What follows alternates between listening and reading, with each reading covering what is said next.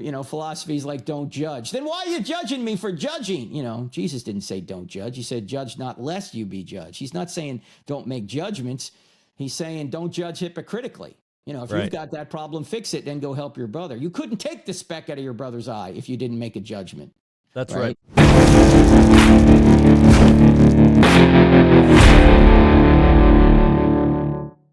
Welcome to the Men's Alliance podcast.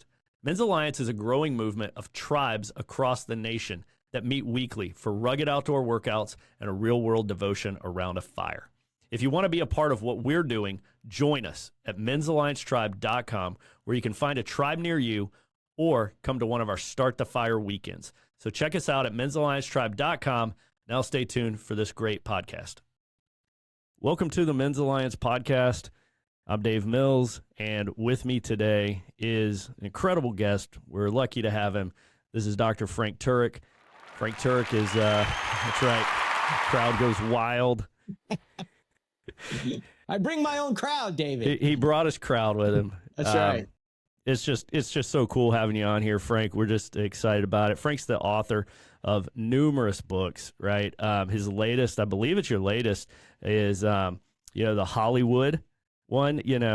Hollywood Heroes: How Your Favorite Movies Reveal God. Although we just updated the book, Correct Not Politically Correct. Okay. About same-sex marriage and transgenderism, because that's a big issue in our culture today. So that just came out in May. Hollywood Heroes was last year. How Your Favorite Movies Reveal God. But yeah, they're all designed with apologetics, evidence for the faith, or evidence for the Christian worldview in mind. Absolutely, and his podcast, his national radio show. I don't have enough faith to be an atheist. This book right here, guys, if you haven't read this, get this book. I Don't Have Enough Faith to Be an Atheist by Frank Turek. Literally changed my life when I read it many years ago, and it set me on this track of wanting to learn more and wanting to further my ability to be an ambassador for Christ.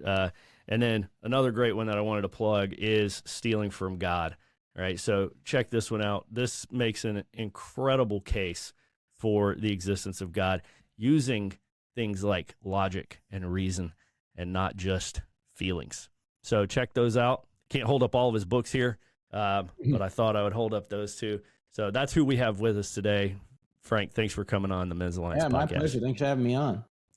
So one of the big things that we do in Men's Alliance is we train husbands and fathers to be better spiritual leaders in their homes, right? So it's what I call practical apologetics, but it's all the same stuff that you're writing about, that you're speaking about, and it's just kind of centered around the dinner table, the kitchen table, and how to have these conversations, how to draw them out from our sons and daughters, get them talking, get them asking more questions. So one thing I'm just excited about, just hearing a little bit of your background. How did you get into this field of apologetics? How did it first capture your attention? It captured my attention because, look, I grew up in New Jersey, and I went to Catholic high school because I was Catholic, because in the law, I should say in New Jersey, it's the law. You're either Catholic or you're Jewish. But I did not know who Jesus was growing up. And when I got into the Navy, I always believed in God. I always knew there had to be a first cause. There had to be a cause behind all this, an uncaused first cause. But again, I just didn't know who Jesus was. And when I got into the Navy, I met the son of a Methodist minister, and I had so many questions for him. He finally just said, look, you just need to get Josh McDowell books, Evidence Demands a Verdict and More Than a Carpenter. Yeah. So I read those books and realized Christianity was true. Those were apologetic books. They're still out there. They're great books. And then when I got out of the Navy, I ran into Norman Geisler, who was the sort of the Michael Jordan of apologetics at the time. Yeah. And he was starting a seminary here in Charlotte, North Carolina. Still a great place to go get apologetics training, ses.edu, Southern Evangelical Seminary. And so he was starting that here in Charlotte. So we moved from the D.C. area down here back 30 years ago, 1993. So that's how it happened. Started going to seminary, wrote a couple of books with Dr. Geisler. One's called Legislating Morality. The other's called I Don't Have Enough Faith to Be an Atheist. Awesome. So, when I think about apologetics, and I know you talk about this a lot, just the word, right? The word apologetics, and how it's got a lot of baggage that comes with that word. In Christian circles and outside of Christian circles, a lot of people just don't like that word. They're hostile to it. They think it means, arguing. They think it means. No, it doesn't. Yes, it does. It does right. not. And, they think that, I think I heard Vodi Bakum say this, that some people think about apologetics that's just for some Christians, right? I believe the way he described it was they think that that's for like the special forces of Christians. Yeah. Right? That's just for the small select group. But really, one of our verses in Men's Alliance that we talk about is 2 Corinthians 5:20, where Paul tells us that we are ambassadors, right? And so I think the word ambassador carries a little less baggage around the church, especially. And so we talk about being ambassadors, being people who can represent Christ. And of course, as you and I know, you can't do that unless you know your apologetics, unless you have that stuff. So I was wanting to just pick your brain a little about what pieces of knowledge, what pieces of thinking or lines of thinking or strategies and tactics make a Christian either a good ambassador or a not so good ambassador, because we're all ambassadors, right? Yeah. It's not just for some. We're all ambassadors. The question is, are we going to be good ones or bad ones? What makes a guy a good one? Well, there are two basic questions in life. Is there a God, and what has he said? Those are the two, right? If there is no God, then it doesn't matter how you live, right? Because there's no meaning or purpose ultimately. If there is a God, okay, how does he want us to live? And where are we heading? What's our destiny? And so what we try and do is show people the answer to those two questions. The first question is, does God exist? Yes, there's evidence that he exists, and he is the Christian God. And then the second part is, okay, how should we live then? What has he said? How should we live? Those are the two biggest questions in life. And what we try and do, as I say, is give people evidence for God existing, Jesus being the Savior, Jesus being God, the Bible being true. And then we can move on to what it actually says and how we ought to comport ourselves. So what does that involve? Well, one of the things it involves that we don't do anymore, David, is logic. We don't teach people logic anymore. And if we did, life would be a lot better for people. Unfortunately, in public schools, we don't teach logic. We're teaching kids, instead of teaching them how to think, we're teaching them what to feel. And that is dangerous, because you can feel a lot of things that aren't true. Emotion may make life fun, but logic makes life safe. So we need to start teaching our young people logic. Good thinking is the surest way to secure your life if you'll follow your good thinking. If you start following your emotions and your impulses, it's not going to wind up well for you long term. That's why in I Don't Have Enough Faith to Be an Atheist, we spent a couple of chapters on truth and logic and all of these things. And we're about to release a new course actually online for 6th grade and up called Train Your Brain, because too many young people don't know logic. And so this course is written for 6th to 8th graders, but we're opening it up to anyone to take it, because that sounds like it's on our level then. That's a Men's Alliance book. I want it at the 6th grade level so I can understand it. And if you ever read like a child's book on the Bible, you go, wow, I didn't know that. The Jesus storybook Bible, right? That's right. It's phenomenal. You read that to your kids, and then you wind up realizing, oh man, I didn't realize that connection. So logic is key. Good thinking is key. You need to start there, because everything else flows through your mind, and you've got to have your mind trained to know how to think properly. And from that point on, you can start detecting the false statements that are all around our culture, the false philosophies that are trying to get us to adhere to them. Yeah. And, philosophies like, there's no truth. Is that true? You ask people. Right. Philosophies like don't judge. Then why are you judging me for judging? Jesus didn't say don't judge. He said judge not lest you be judged. He's not saying don't make judgments. He's saying don't judge hypocritically. If you've got that problem, fix it, then go help your brother. You couldn't take the speck out of your brother's eye if you didn't make a judgment. That's right. Matthew 7 teaches us how to judge. Right. Yeah. It doesn't teach us not to judge. That would be stupid. You can't get through life without making judgments. So there's so many false philosophies that logic will help you expose. And so logic is step one. Yeah. Learning to expose false arguments, bad ways of thinking, I wanted to share this with you. A buddy of mine who's an attorney, I got him reading apologetics books, Mm-hmm. and he told me that those books made him a better attorney than law school did. Oh, sure, yeah. Because It's he logic. uses these same questions that we use in apologetics. He uses them, in the courtroom. Mhm. And, these basic questions that get people to realize that they're not really making an argument.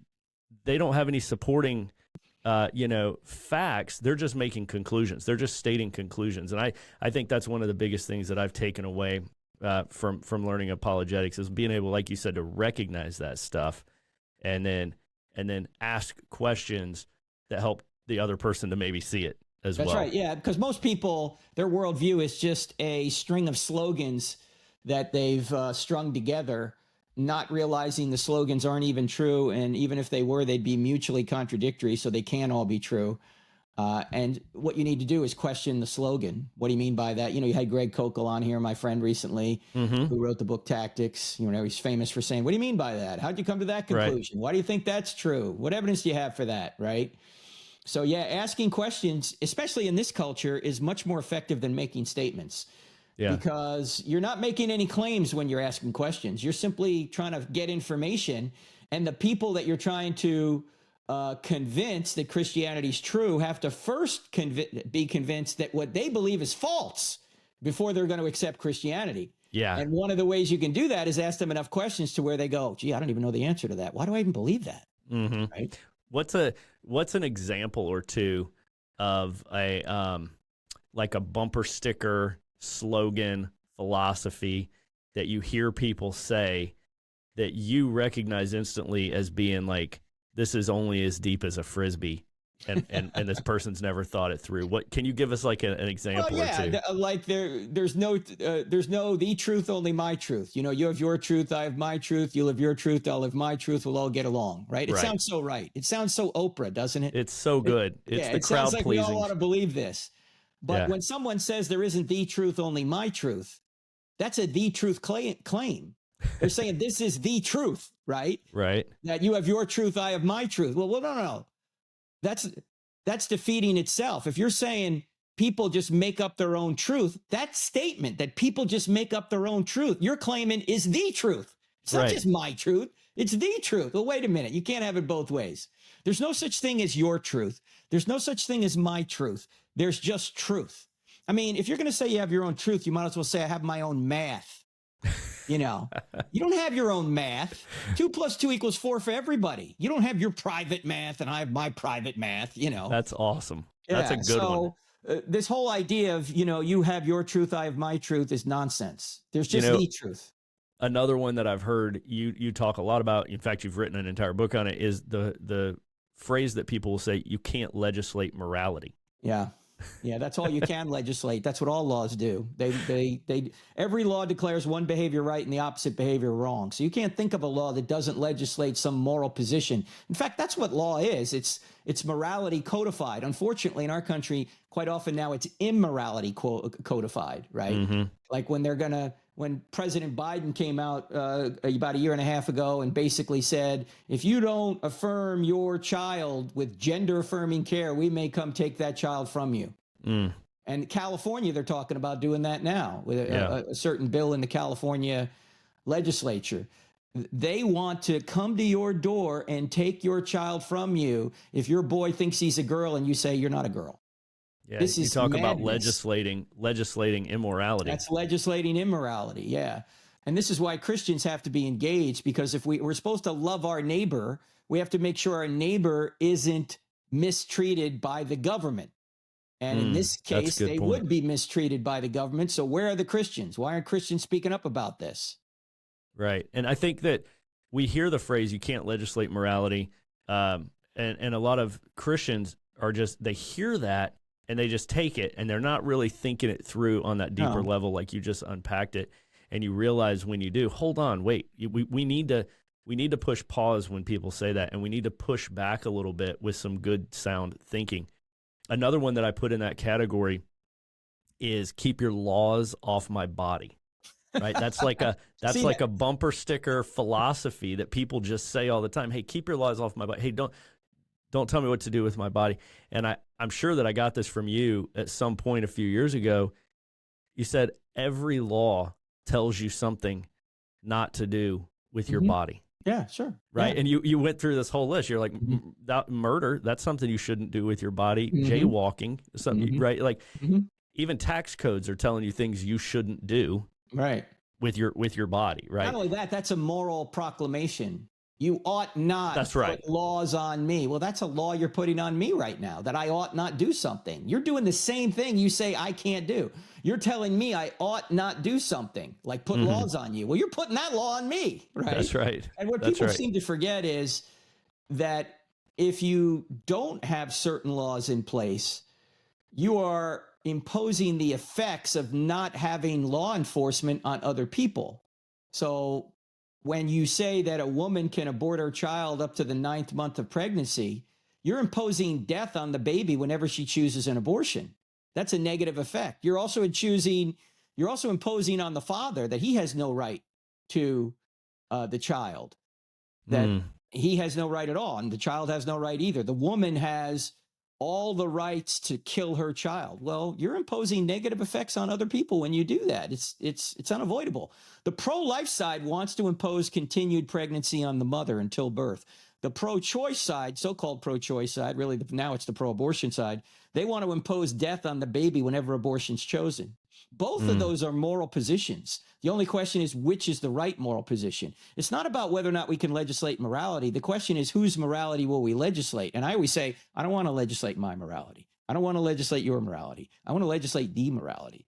The one Thomas Jefferson said was self-evident. And we know it's self-evident that when you have a conflict between life and liberty, liberty must always give way to life, because the right to life is the right to all other rights. If you don't have life, you don't have anything. Sure, I have liberty generally to do what I want with my own body, but not if I kill somebody else in the process. I don't have that liberty to do so. And that's essentially what you're telling women. You have the liberty to kill somebody else because your liberty is higher than the life of the other person. We have that backwards. The life of the other person is higher than the liberty of somebody else. Yeah.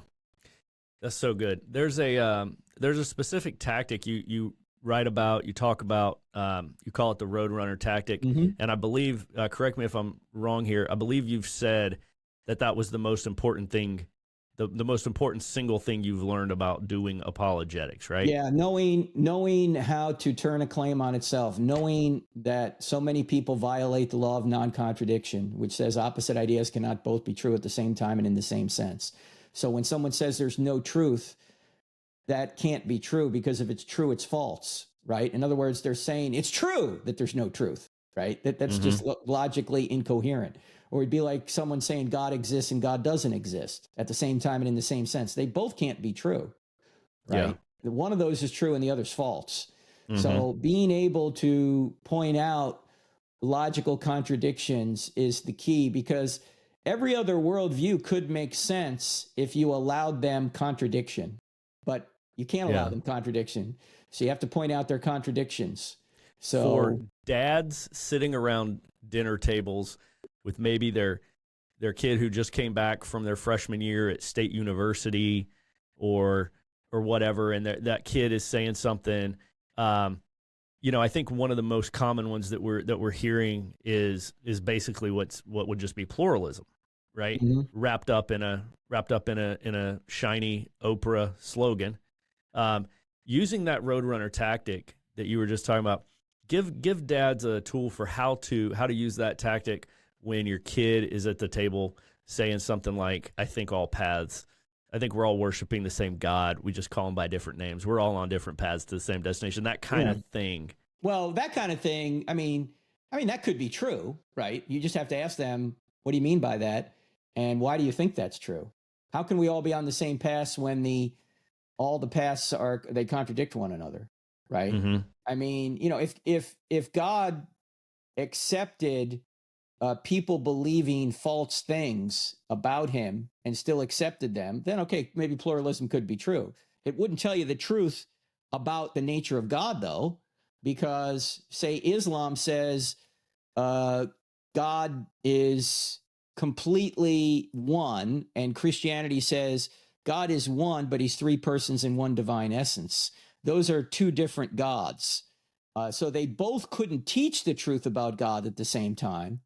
But if God didn't care about what we believed in order to, say, go to heaven, then, yeah, they could be right about salvation. The problem is we know that since God is infinitely just, he can't allow unjust creatures to go unpunished, because then he wouldn't be infinitely just. So what's the only way he can allow unjust creatures like me and you to go unpunished? He has to find an innocent substitute who isn't guilty himself to voluntarily take our punishment. Where's he going to find that? Not in any one of us. We're all individually guilty. The only way he can find somebody to do that is for him to take on human flesh, come to earth, allow the creatures that rebelled against him to torture and kill him, so he could take their punishment on himself. That way, God remains just and is the justifier of the one who has faith in Jesus, as Paul says in Romans 3:26. So I always tell people, look, if there is a God, and there is, and if he's infinitely just, and he is, there's only two things you can get in the afterlife. You can either get grace or you can get justice. Which do you want? I don't want justice. I want grace. The only way to get grace is to accept the free gift he's provided. So good. Yeah, that's just such an amazing way you just unpack that. Only Christianity offers a payment for the sin, for the moral crimes that we all know that we've committed. Yep. Right? Every other world religion is saying, be good, keep laws, keep commands, follow the 5 pillars.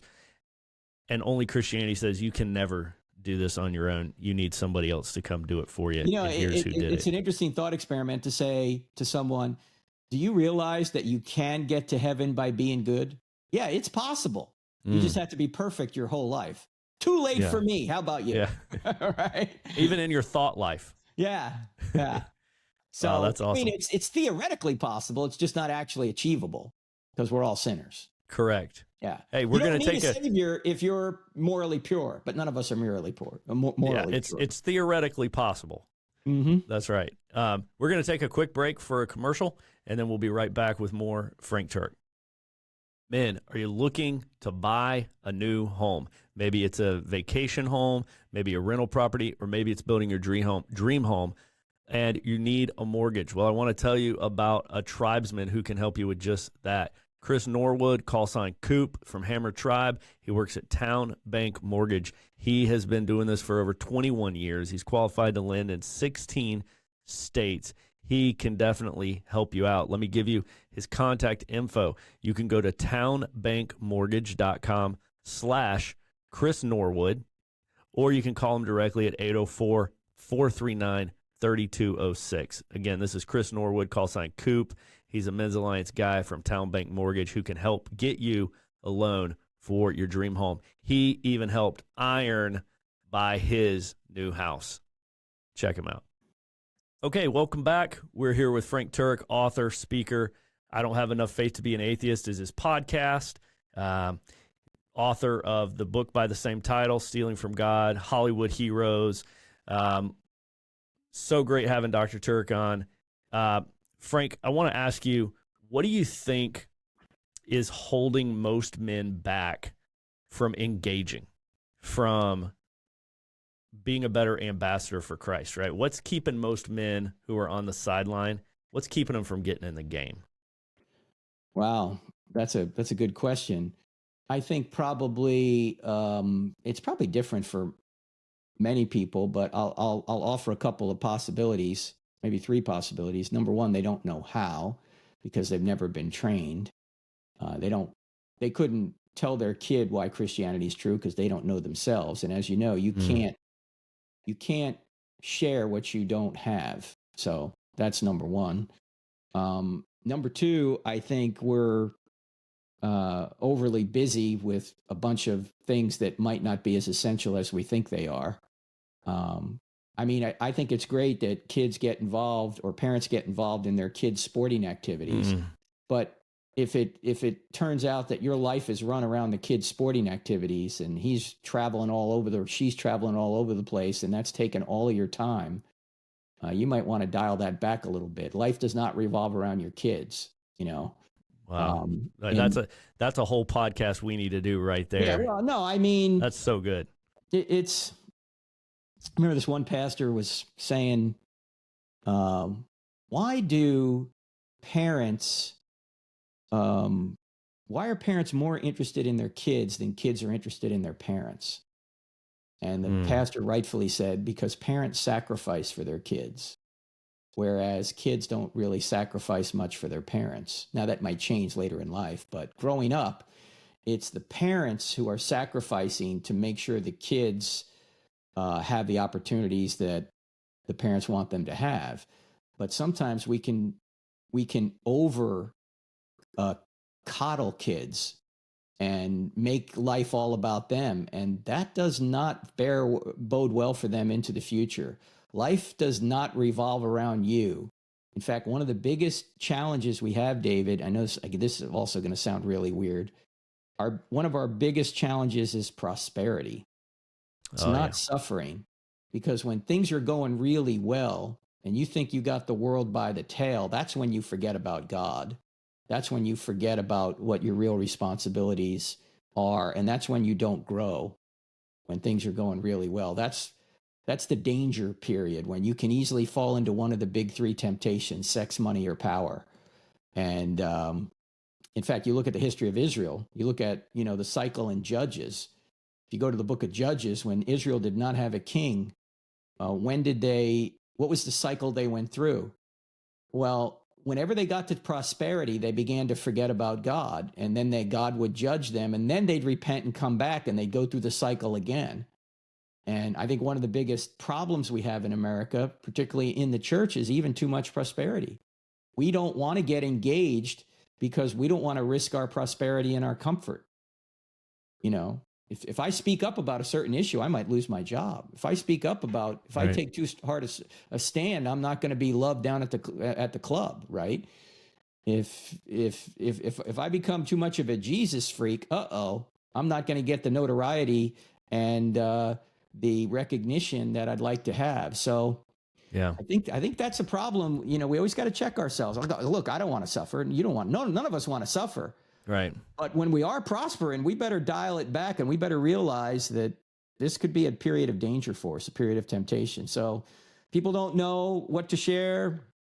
They might be getting too involved and allowing their kids to rule their lives. Of course, there's the other extreme where the parent isn't involved at all. That's a problem as well, too, right? Sure.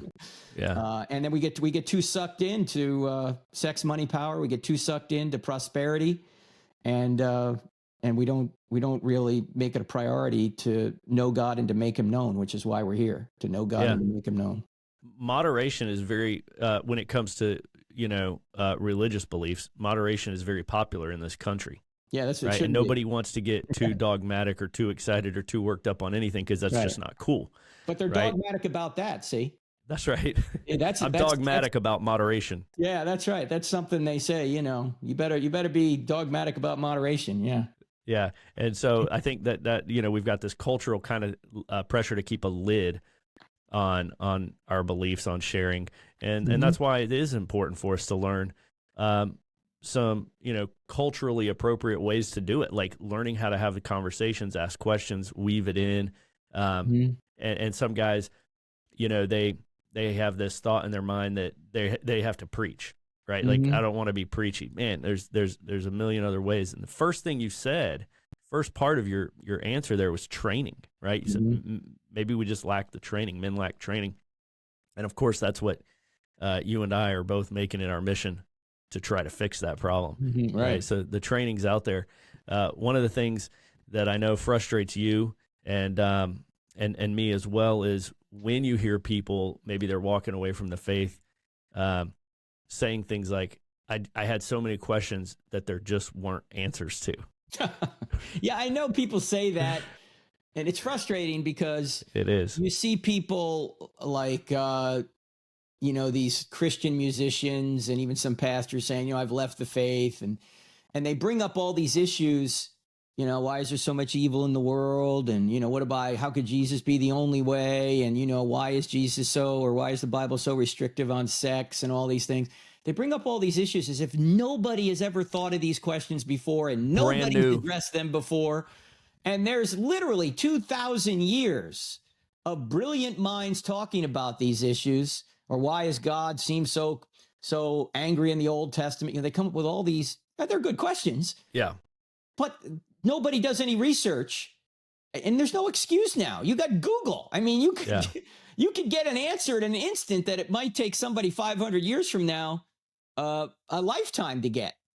And, that's right. And these people think that nobody's ever addressed these issues. So it's frustrating in that regard, because just about every issue and every question you could imagine about the Bible or Christianity has been posed and answered somewhere. And people just think, oh, this problem is just intractable. I don't know how anybody could believe in Christianity given this problem. Do a little research before you walk away from the faith. That's right. And you know, this goes to the training piece. Get some training, right? Mm-hmm. Be curious. Go read. Like you said, the answers are there. There's no new questions. Whatever they're about, the reliability of New Testament manuscripts, the problem of suffering and evil, restrictive homosexuality, gender laws, everything that's culturally bubbling up to the surface right now that causes people to walk away, deconstruct their faith, deconvert. It's always the musicians, right? Even God had trouble with his musicians. And and all these things, they're not new. They've been around for thousands of years. There's libraries full of answers to every one of these. If people are just willing to look, which if they're not willing to look, that tells me they're not truly, you know, on a truth quest, as you would say, right? Yeah, they're on a happiness quest. Yeah, whatever's going to make them happy, they're going to believe. And the problem is, you can make yourself happy over the short term doing a lot of fun but selfish and sinful things. Yet over the long term, it's a disaster. You try and live for yourself too long, eventually you're going to wind up alone, broken, addicted, and probably prematurely dead. If you really want to get contentment, you got to go straight through truth, and Jesus is the truth. And there it is. That's it. If anybody is actually searching for truth, seriously searching for truth, not just saying they are, but really open-minded to follow the evidence wherever it may lead, it's going to always lead to Jesus, because he is the truth, right? He literally made this exclusive claim to not only have the truth, but to be the embodiment of truth itself with a capital T. So anybody searching is going to find it, right? Which kind of answers one of the tough questions that a lot of people have of, well, what about the people that never hear about Christ? Right. And I know that this is one of the big ones that people have. What about the people that never hear? Yeah, that's a moral question. How do you respond to that? What's your answer to not just, you know, an antagonistic skeptic or whatever, but, you know, a well-meaning Christian who's searching for, how do I respond to that question? What about the indigenous tribes in the jungle somewhere that they never heard? Yeah, well, before I get into that, all of these questions are answered on our YouTube channel. Yeah. In fact, I was just at Fresno State the other night, and that question came up, so it's all on video. Okay. But I'll give you a real short answer. First of all, notice it's a moral question. It's somehow saying that God is somehow immoral if he doesn't get his gospel to everyone. So my question would be, by what moral standard are you claiming that would be wrong if he didn't? Okay. But actually, it is a good question, and we're doing a little speculation here because the Bible doesn't explicitly tell you one way or the other. But we do know that all people are saved by the sacrifice of Christ. The question is, do you have to know the name of Christ in order to be saved? And in the Old Testament, you didn't, right? Because Christ hadn't come yet. Right. He hadn't come yet, but people who lived before Christ were still saved by the sacrifice of Christ that would come later. What about now, though, when Christ has come? And the Bible seems to indicate that you do need to know the name. So that's why we risk all to get people the name of Jesus. So you might say, but as you said, what about this tribe somewhere who's never heard of Jesus? Let's point out that everybody, regardless of where they've lived throughout history, knows there's a God and knows that he puts moral demands on us. You say, why? Because the Bible isn't God's only revelation. The nature itself and conscience is what we call natural revelation. When you look at a creation, you know there has to be a creator. When you look at design, you know there's got to be a designer. When you Right. have a moral law written on your heart, you know there's got to be a moral law giver. So everybody, regardless of where they've lived throughout history, has known that there's a creator, a designer, and this designer creator also has put moral demands on us that we haven't met, that we've done wrong, okay? So everybody knows there's a God, but not everybody knows there's Jesus. The Bible seems to indicate that if you take a step toward that natural revelation, you say, I want to know more about this God, that he is a rewarder of those who diligently seek him, that somehow you're going to get the gospel so you can be saved. And as you know, there's many reports in Muslim countries of Jesus appearing to Muslims who are truly searching for the truth. He's appearing to them in dreams and visions, so much so that some towns have billboards saying, have you seen the man in the white? You know, call this Holy number, smokes. that kind of thing. So God wants people to be saved more than we do. The next aspect of this, though, is we know people who have heard the gospel and don't believe it. Many Americans have heard the gospel, but they don't believe it, right? Mm-hmm. It could be that those who never hear the gospel wouldn't have believed it anyway. Right. Right. In fact, if you look at Acts 17, when Paul's talking to the Athenians on Mars Hill, he says, from one nation or from one people, God, I'm trying to think of the exact phraseology here, where he basically says that God has appointed the times and seasons and places where people should live so that God is not far from any one of us, and so that we may reach out and find him. In other words, the passage in the latter half of Acts 17, God essentially says he's appointed the times and places where people should live so that they would find God. So right now, if you're living where you're living and you're at this time, God has put you there, and he's put you there to find God. Now, it could be that, you know, people living in certain places, even if they were living in a place that had the gospel, they wouldn't believe it. So at the end of the day, nobody's going to get in the afterlife and go, God, you know, I had a raw deal. If I only had more information, I would have been saved. Nobody's going to say that.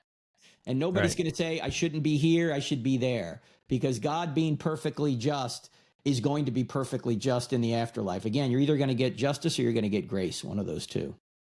Yeah, and I put that question in a category of, I don't understand why God's done everything the way he has. No. That's kind of a category. Yeah. Like, it doesn't, no matter how you answer or don't answer, it doesn't disprove God's existence, No. right? It may prove that we don't understand him, right? That's Which stands to reason, right?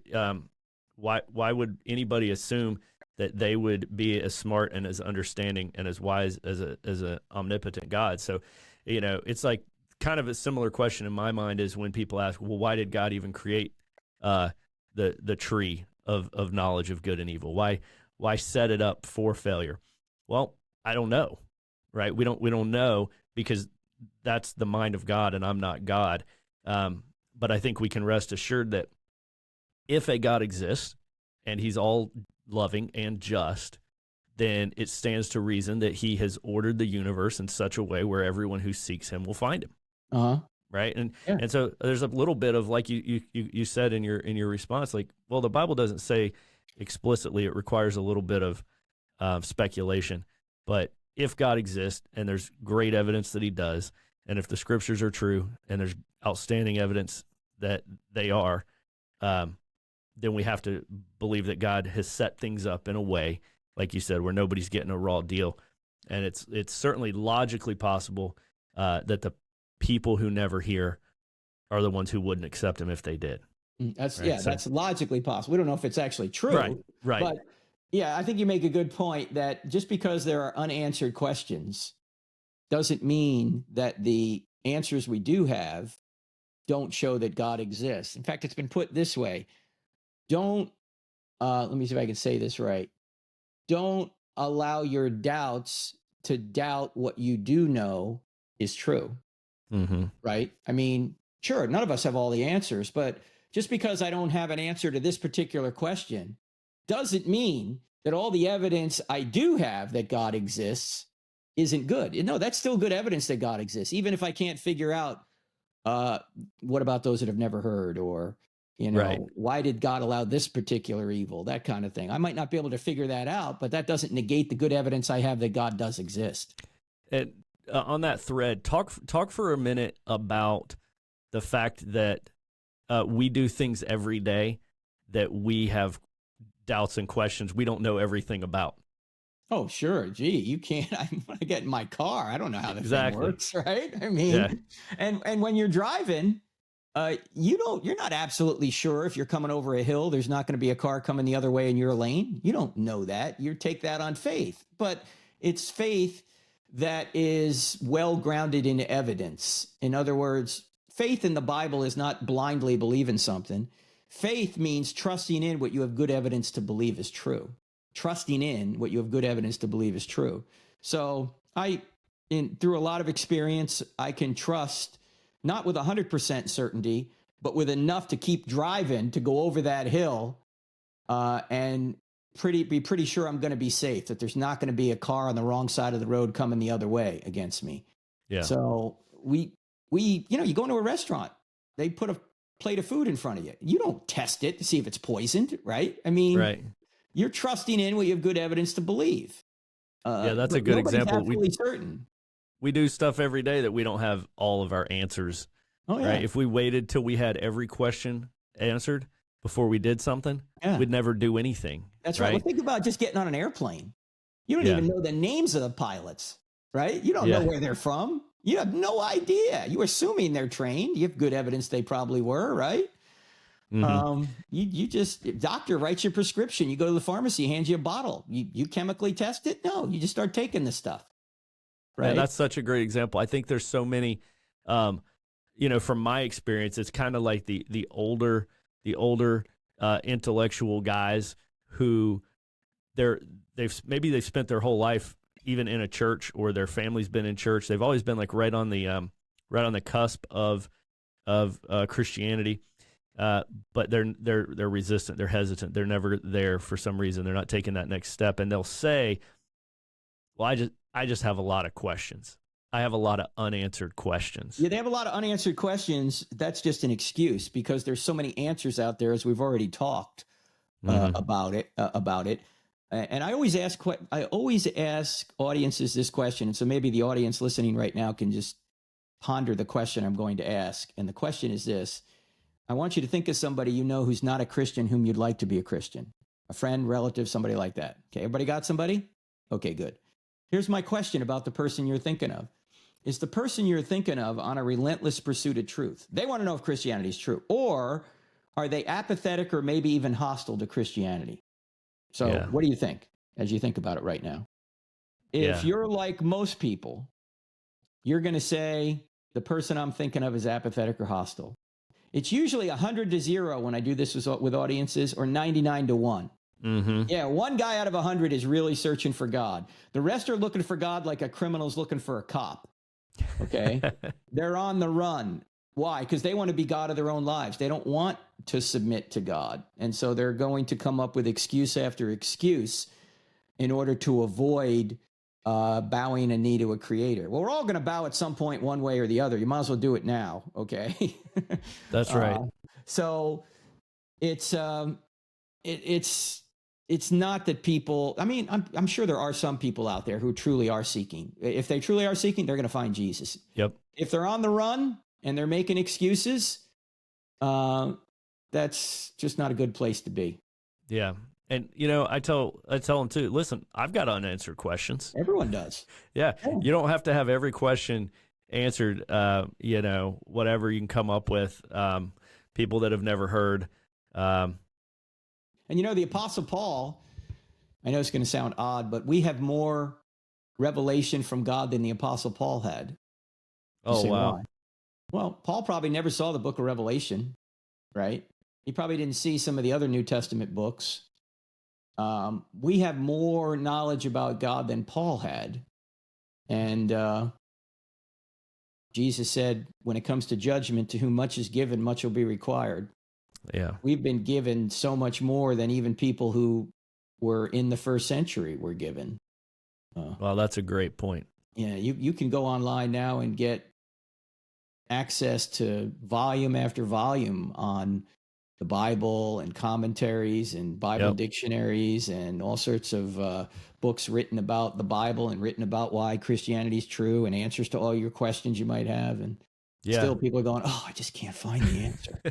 There's just no answers out there. Mm-hmm. Yeah, if you're not finding the answers, you're not looking. And That's you right. just gave away one of the dirty little secrets about having conversations with our friends and family about Christianity, and that's that a lot of people, they just don't want it to be true. No. And there's no amount of evidence or answers that would ever tip the scale in their mind, because at the end of the day, it all comes down to they don't want it to be true. They don't want there to be a God, because they want to be able to keep doing whatever their little thing is that they know they shouldn't be, and they want to try to get rid of the guilt, and they don't want to change, right? At But least it's not right nice now. to say that at cocktail parties. Yeah, at least right now. That may change, In fact, if you think about your own life, those listening, you probably ebb and float in your interest in God too. Why should you expect everybody to be at your level of interest right now? Oh, that's a great point. Yeah, you shouldn't. I mean, we go to a lot of college campuses and I take a lot of questions from young people, and sometimes they're hostile and I don't get upset with them. And people go, gee, why don't you get upset with it? So why should I? Why should I expect some 20-year-old kid to agree with me at 61? I didn't agree with my 61-year-old self when I was 20, Wow, that's such a great point, and I've never thought of that before. 30-year-old me would have turned off this podcast. Yeah. I would have not even listened to it. 44-year-old me is making the podcast. Right. Sure. That's a great People point. are at different levels of spiritual maturity, and we're on journeys at different places. So we shouldn't expect everybody to agree with us as we think right now. We didn't even agree with us in our history. Great point. Yeah. Wrapping this up, I've got two last questions for you. We'll start to land this plane here with some easier ones, lighter ones, fun ones for our listeners. Tell us, what are you currently reading? What book is Dr. Frank Turek reading right now? Actually, I'm going to have this guy on my podcast later today. This is Skip Heitzig's book, The Bible from 30,000 Feet. This is a great book. It'd be a great book for men to get an overview of the Bible, because the Bible is a big book from a different culture at a different time. It can be hard to understand. I'm usually reading 2 or 3 books at the same time. Yeah. I've got Street Smarts here from Greg Kokel. Yep. I always go back and look at books I've already read, look at the highlights. I'm always doing that, especially in my line of work where I'm trying to answer questions of young people. Is God a Moral Monsters right back here. That's a good book from Paul Copan. There's no end to the books, as Solomon said in Ecclesiastes. Yeah. That one you held up there, The Bible from 30,000 Feet. Mm-hmm. We'll put that in our show notes. We'll link that in here. And you also mentioned, Is God a Moral Monster? Yep. Paul Copan. We'll link that in here. Our book, I Don't Have Enough Faith to Be an Atheist, would be a good book for guys if they're interested in knowing why Christianity is true. This book here is brand new in terms of its being updated. Correct. Not politically correct. There's no Bible verses in here. This is making the natural law, medical, common sense case that same-sex marriage and transgenderism are not good for individuals or nations. I'm so glad you're updating. You've updated. You've got a new version of that. When did it originally come out? 2008, and then it was updated in 2016, and then it was just updated this year, 2023. Because awesome, yeah, the world's gone upside down since 2008. Topic changes, so you have to keep updating it. Yeah. Okay. Awesome. Well, we will link these in. These are great ones. We have guys listening to this. You go to our website, men'salliancetribe.com, click on resources. We have a reading list, and all the books on our reading list, they'll take you right to buy the book. So if you're driving, you don't need to write all this stuff down. Dr. Turek's books, they've been on our reading list for quite some time. Go to our website, go to our resources. You can get I Don't Have Enough Faith to Be an Atheist. You can get Stealing from God. They're already there with links, and we'll put these newer ones in the show notes. Dr. Turek, thank you so much for your time. This has been a lot of fun getting to talk apologetics with you. Thanks, David. Same here. And the other thing they may want to check out is our podcast. I Don't Have Enough Faith to Be an Atheist podcast. It's twice a week. And we cover, obviously, apologetic issues, cultural issues on there. That's right. And I'll say this, too. Your app has a great feature with questions and answers on it, right? And it's the kind of quick reference app where if you're out to eat with somebody, you're at the dinner table, and you get asked some real stumper of a question, your mind goes blank and you can't remember what we've said or what you've read, man, you pull up this app, I Don't Have Enough Faith to Be an Atheist. Is it titled that, or is it titled Cross-Examined? The app is the Cross-Examined app. Two words. Cross-Examined app. Cross-Examine. So that app, man, you pull that thing up, and it'll give you a quick answer to tough questions. So awesome resource. Thank you again for your time. Look forward to seeing you at another great conference in the near future. Thanks so much. Well, guys, that was the legendary Dr. Frank Turek. What an incredible conversation and a great opportunity to just have him on our podcast. He's on our resources page, right? We've got his books. Same with Greg Kokel, and it's good to just have these conversations with these men who are impacting our ministry so much through their own ministry. So hope you guys enjoyed that conversation as much as I did. Couple quick things to tell you about. One, we just launched last week. Actually, when you're listening to this, it might be a couple weeks ago, but we just launched last week our 55th tribe. We have 55 tribes now in Men's Alliance. God is continuing to spread the fire of Men's Alliance, right? We built this fire and God just blew on it, and he's just taken it to use it to reach more men, to bring them out of isolation, right? To get them into the tribe and to make us better spiritual leaders. So that's so exciting. Listen, guys, if you're listening to this podcast and you don't live near a tribe, November 10th and 11th, Start the Fire Weekend. It's here in Richmond. We want you to come here for an absolutely incredible weekend, November 10th, 11th. It's designed for you who have been listening, who want to get in on this, who want to join, who want to get a call sign, who want to earn your challenge coin, but you don't live near a tribe. This Start the Fire Weekend experience is geared just for you. So go to our website, men'salliancetribe.com/startthefire and register. I know that some of you were told that registration was closed when you clicked on that. We opened it back up. Right now, we have about 3, I say seats, but we don't really sit at Men's Alliance.